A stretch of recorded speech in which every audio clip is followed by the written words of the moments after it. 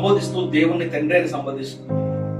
ఇక నా తండ్రి కన్నా నీ అంత గొప్ప ఆదరణ కలిగిన తండ్రి ఎక్కడ లేడు.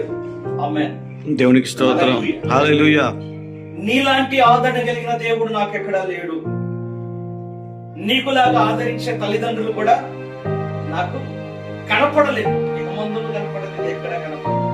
నేను చాలా చోట్ల తిరిగే కానీ, చాలా చోట్ల ప్రయత్నం చేసే కానీ, నా ప్రయత్నంలో నీలా ప్రేమించేవా, నీలా ఆదరించేవా, నీలాంటి సద్గుణం కలిగిన వ్యక్తులు నాకు ఎక్కడ కనపడలేదు. ఎవరు చెబుతూ ఉంటారంటే, బాగా బాధతో నింపబడిన వ్యక్తి, ఆదరణ లేని వ్యక్తి, ఆప్యాయత కలిగిన వ్యక్తి దేవుని దగ్గరకు వచ్చి ఈ బాధలన్నీ చెప్పుకుంటే ఆయన అంటాడు, నేను నా కుమారుడు కాదని కానీ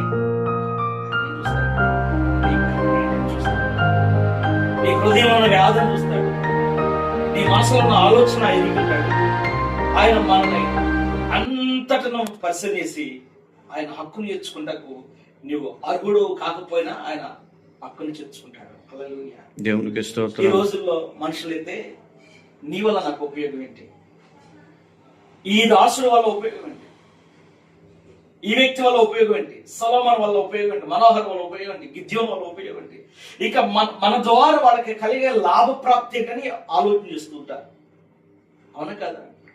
మన ద్వారా లాభప్రాప్తి కలిగినప్పుడు మనకి సహాయపడరు, మనల్ని వారి దరిదాపులో కూడా రానివ్వరు.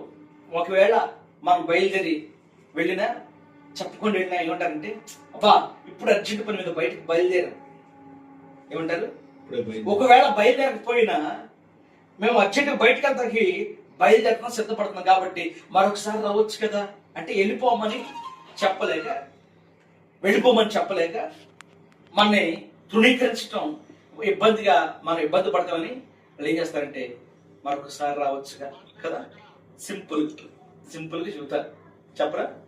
సింపుల్గా చెబుతారు.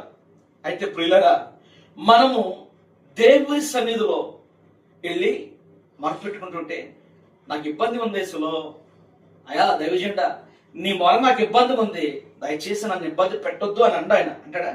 అన్నాడు. ఆయన ఏమంటున్నాడంటే, చక్కగా పక్షపాతము లేకుండా క్రియలను బట్టి ప్రతివాని తీర్పు తీర్చువాడు.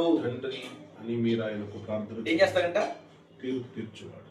చక్కగా ఉంది. అక్కడ విభాగించి చూస్తే పక్షపాతము లేకుండా, దేవునికి ఏం లేదు, పక్షపాతం లేదు. కాబట్టి తప్పు చేసిన హవ్వమ్మకి, అవమాటిని తప్పు చేసిన ఆదాముకి, వారిని పాడు చేసిన సాతానికి ఒకటే శిక్ష.